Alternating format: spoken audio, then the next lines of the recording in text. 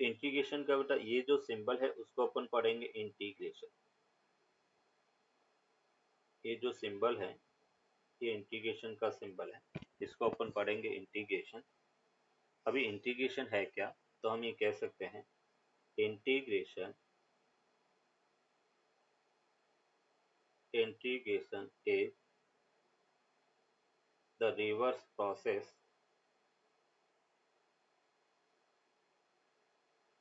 of the differentiation. Integration is the reverse process of the differentiation. Integration है just reverse process of differentiation है। कैसे बता, तो यहाँ पे अपन कह रहे कि let y equals to F of X एक उल्टा फंक्शन है और उसका डिफरेंशिएशन अगर करते हैं D Y by D X, वो हमें एफ डैश एक्स मिला।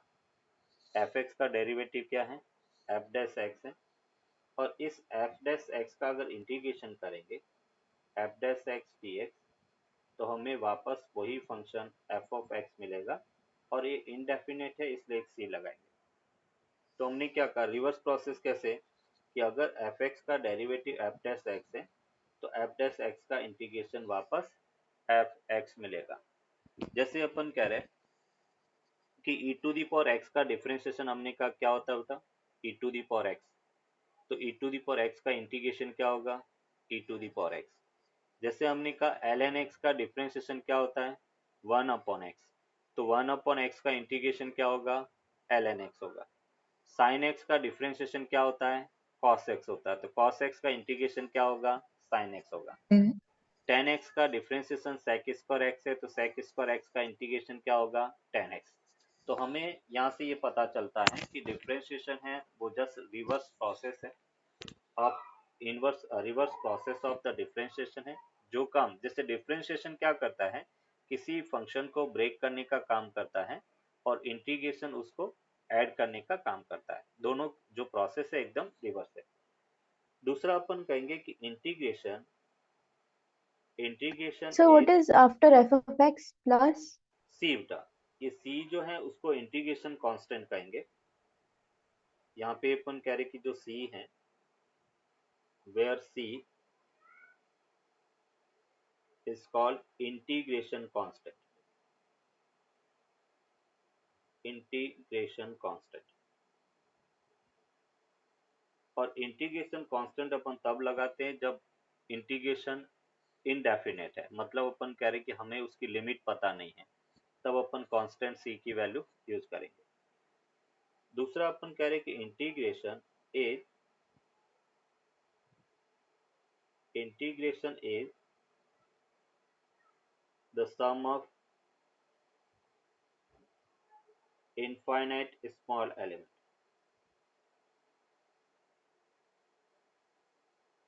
Integration is the sum of infinite small elements।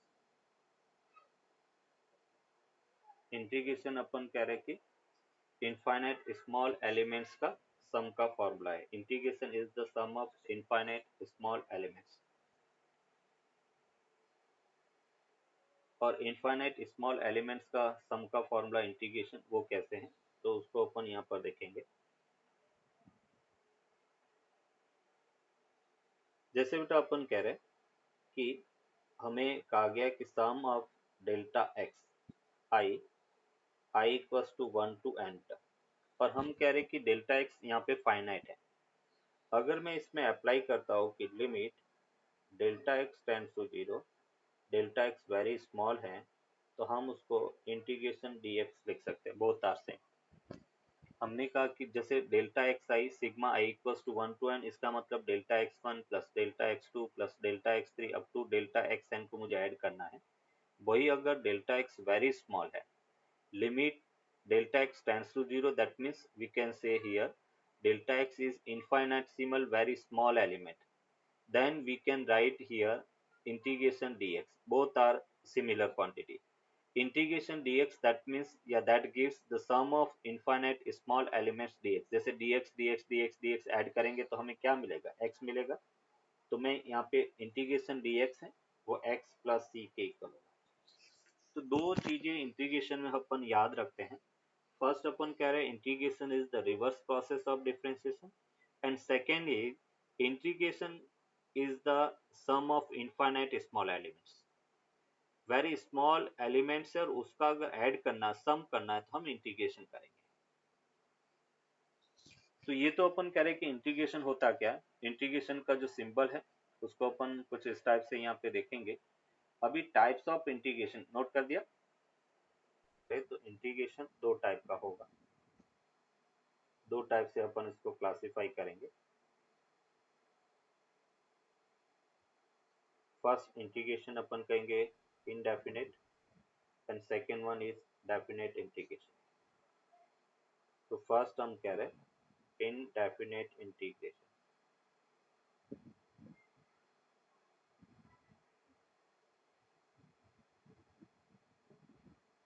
Indefinite integration, and second one is definite integration.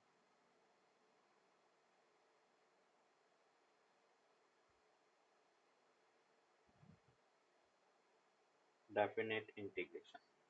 Indefinite integration को अगर हमें दिया हुआ है integration simple f dash x dx, तो इसका f dash x का इंटीग्रेशन क्या होता है, fx होता, और इनडेफिनेट है इसलिए हम कांस्टेंट c लगा देते, और where c that is integration constant, integration constant.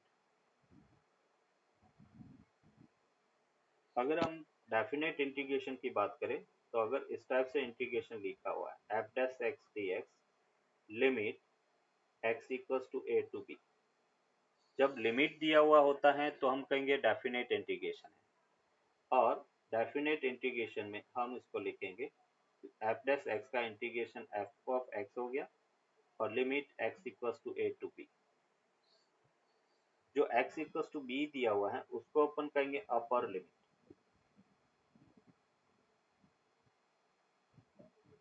और जो x इक्वल्स टू a है उसको अपन कहेंगे लोअर लिमिट।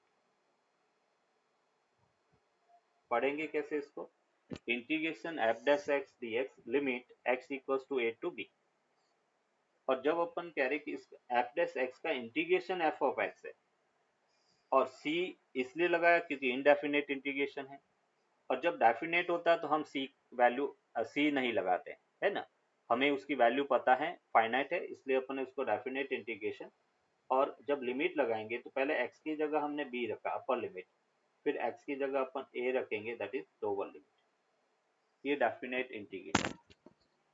तो लिमिट में क्या रखना है, पहले जो भी फंक्शन है उस फंक्शन में अपन x की जगह b रखेंगे, अपर लिमिट रखेंगे माइनस लोअर लिमिट रखेंगे, मतलब हम इसको कह सकते हैं f ऑफ अपर लिमिट।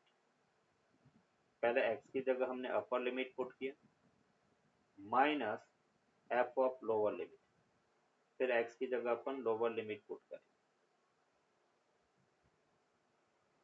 तो इंटीग्रेशन दो टाइप के होते हैं, एक डेफिनेट और दूसरा इनडेफिनेट। जब लिमिट दिया हुआ नहीं होता तो इनडेफिनेट इंटीग्रेशन, उसमें कांस्टेंट c ऐड करेंगे, और जब लिमिट दिया होता है तो अपन उसमें कांस्टेंट c ऐड नहीं करते, और कांस्टेंट को अपन इंटीग्रेशन कांस्टेंट कहेंगे। सर तो मतलब इंटीग्रेशन की जो वैल्यू है वो ए और बी के बीच में ही रहेगी, राइट? नहीं, a और b अपन कह रहे कि वहां तक अपनी को ऐड करना है, x की वैल्यू a से b तक जा रही है, उसके अकॉर्डिंग अपनी को फंक्शन की y की वैल्यू मिलेगी। Okay sir. ये नोट कर दिया। Yes sir. स्तुति नोट कर दिया बेटा। Yes sir. चलो, अभी कुछ फॉर्मूले जैसे हमने डिफरेंशिएशन में देखा था वैसे फॉर्मूले अपन इसमें डिस्कस करेंगे। इंटीग्रेशन फॉर्मूले,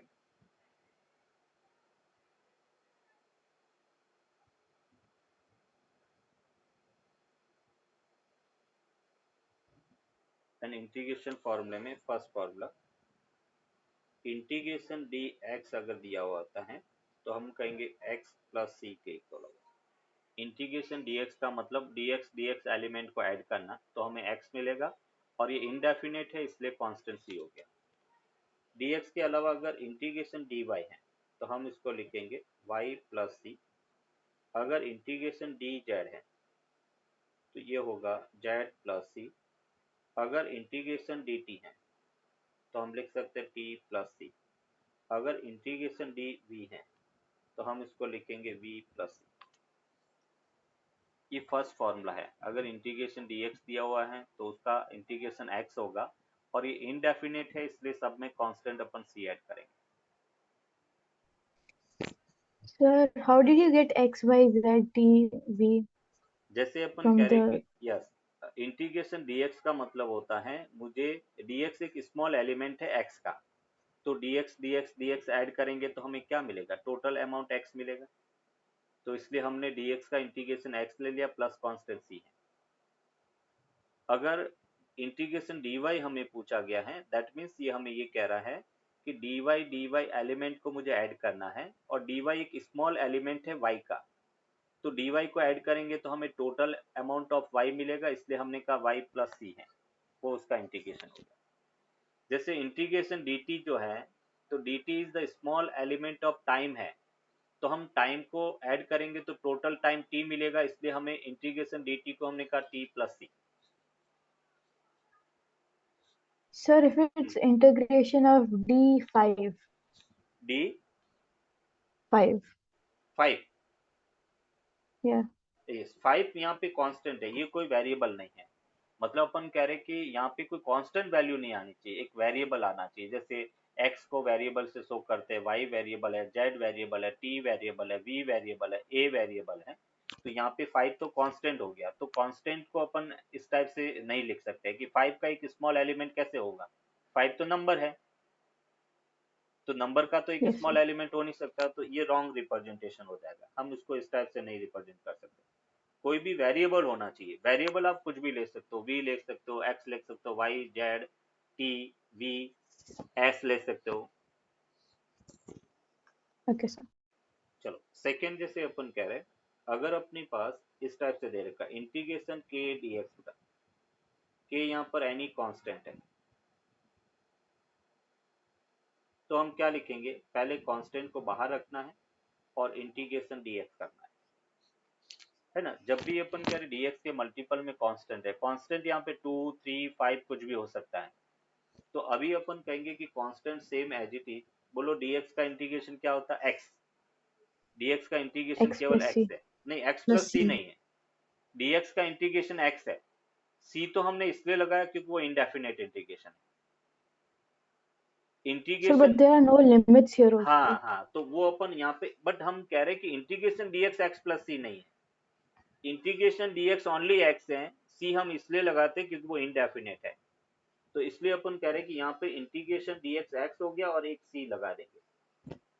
आपने अगर इसको k इंटू एक्स प्लस सी लिख दिया तो रॉन्ग हो जाएगा, k इंटू एक्स और c इसलिए लगाया क्योंकि इंडेफिनेट है, तो इसलिए अपन कह रहे हैं कि इंटीग्रेशन k dx के एक्स प्लस सी के इक्वल होगा।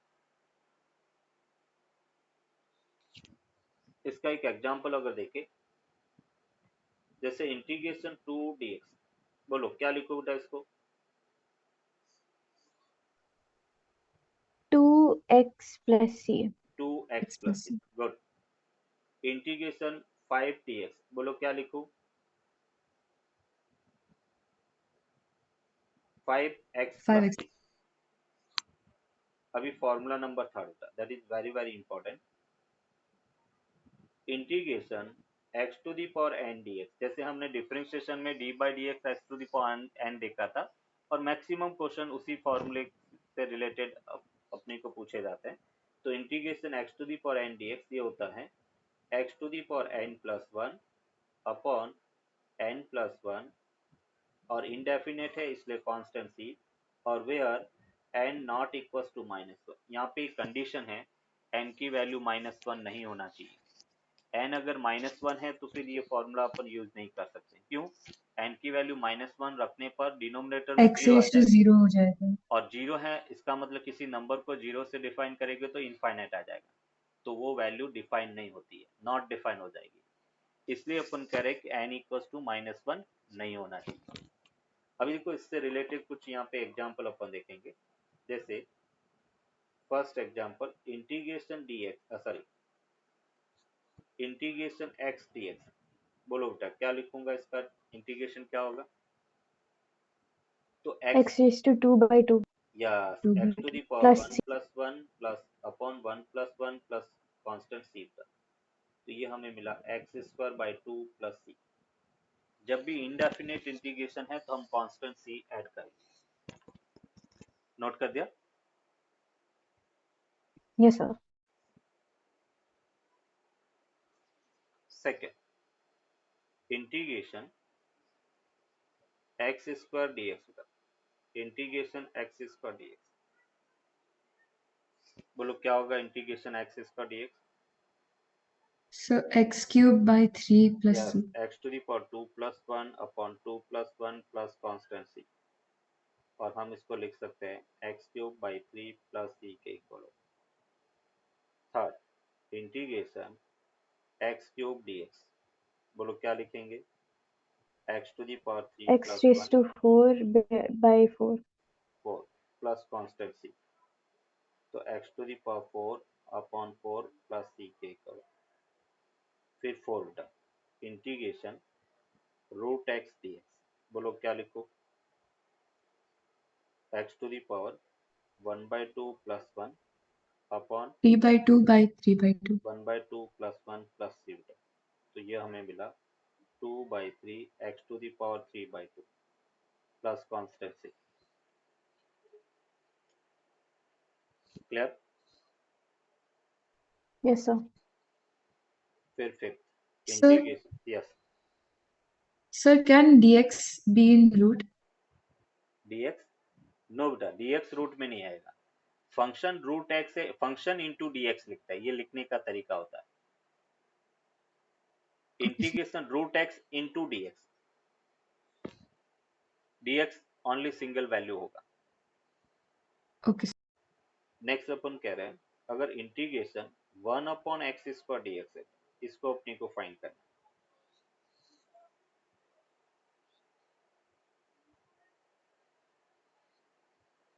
बोलो क्या लिखेंगे? x to the power minus 2 X plus 1 raised to minus 1 minus 2 plus by 1 minus 1. plus c, and finally we will get minus 1 upon x plus c।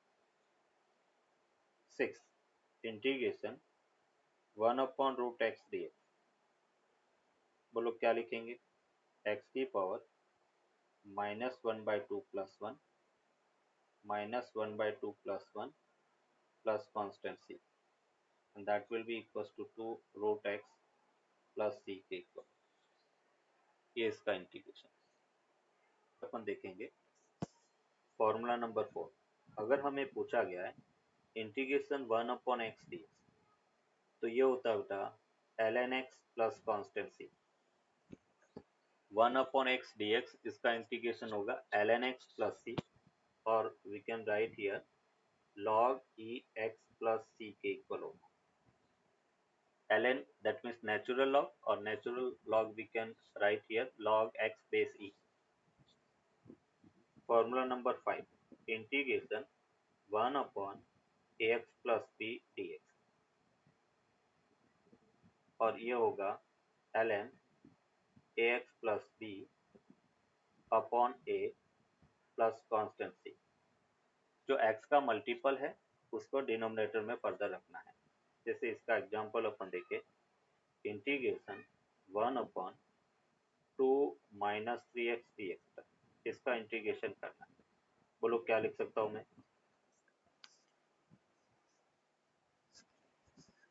So, ln ln 2 minus x 2 minus by 3x, minus yes good, minus 3 plus constant c. x का multiple है उसको denominator में रखेंगे।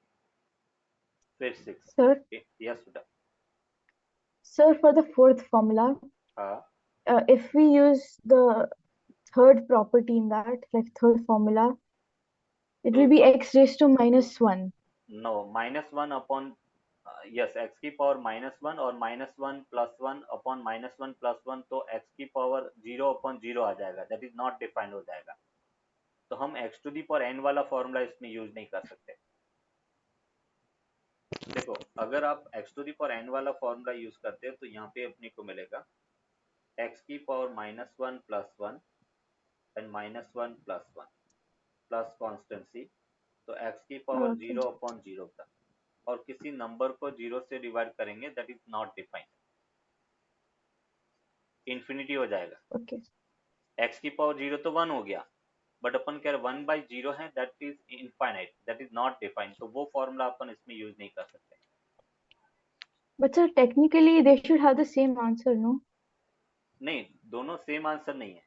ln x को अपन infinity नहीं कर सकते, जैसे हमने कहा था log x का डिफरेंशिएशन 1 अपॉन x होता है, तो 1 अपॉन x का इंटीग्रेशन log x होगा। हमने थर्ड फॉर्मूले में मैंने लिखवाया भी है कि where n not equals to -1, तब वो वैलिड होगा। अगर n की वैल्यू -1 है तो अपन log x का फॉर्मूला यूज करेंगे। Okay, sir. Sir, can you give example of the fourth one? Fourth का डायरेक्टली फॉर्मूला, ये तो सेम अपने आप में एग्जाम्पल ही है, उससे रिलेटेड कोई नहीं होगा। जैसे 1 अपॉन वाई डी वाई पूछा जाएगा तो एल एन वाई हो जाएगा, 1 अपॉन टी डी टी पूछा जाएगा तो एल एन टी हो जाएगा। इसी फॉर्मेट में अपन को दिया हुआ है, तभी हम एल एन एक्स लिखेंगे।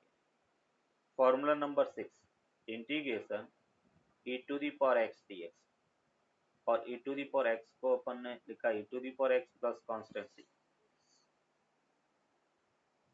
Integration E to the power x D X को हमने लिखा E to the power X plus constituency.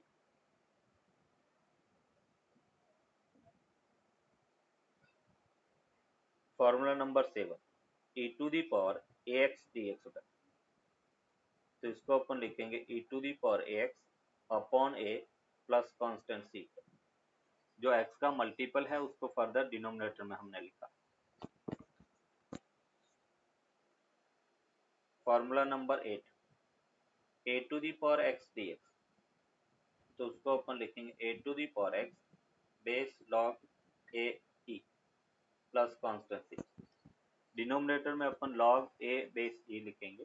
जैसे इसका एग्जांपल अपन देखते हैं, integration 2 to the power x D x का, तो हम इसको लिखेंगे 2 to the power x upon log 2 base e plus constituency.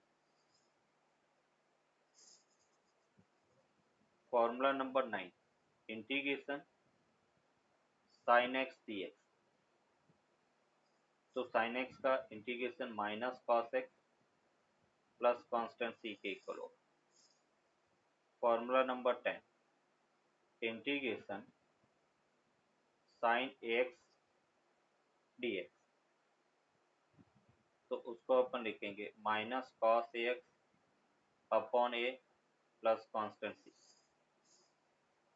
जैसे इसका एग्जांपल हम देख रहे हैं, integration sine of 3x plus 2 into d x, तो उसको अपन लिख सकते हैं minus cos 3x plus 2 upon 3 plus constant c. x के मल्टीपल को डिनोमिनेटर में लिखना है।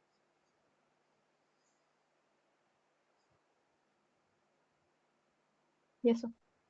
Yes. Formula number 11, integration cos x dx, and that will be sin x plus constancy. Formula number 12, integration cos of ax plus b dx, and that will be equals to sin of ax plus b upon a plus c हो गया। Formula number 30, integration sec square x dx, तो sec square x किसका differentiation था, tan x का, तो ये अपन करें tan x plus C. Formula number 14, sec x into tan x, और sec x tan x किसका डिफरेंशिएशन था, sec x का, तो sec x plus constancy. 15, integration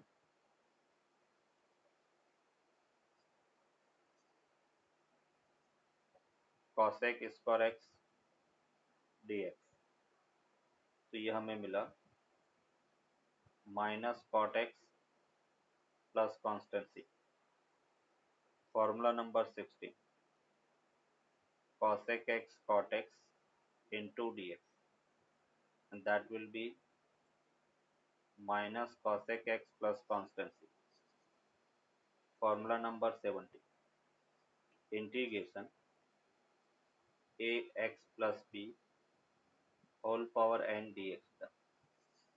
condition यहाँ पर ax plus b इसी फॉर्मेट में होना चाहिए, तो इसको अपन लिखेंगे ax plus b whole power n plus 1 upon n plus 1 into x का multiple a plus c, and where n not equals to -1।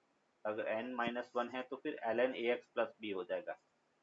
इसका एग्जांपल अपन देखें, जैसे हमें कहा गया है integration under root 2x plus 3 dx, इसका इंटीग्रेशन फाइंड करना। बोलो क्या लिखेंगे बेटा? तो 2x plus 3 whole power 1/2 minus plus 1 and 1/2 plus 1 multiple में into क्या 2 2 प्लस कॉन्स्टेंसी होगा। इस यहाँ से अपने को मिला 1/3 2x plus 3 whole power 3/2 plus c के इक्वल।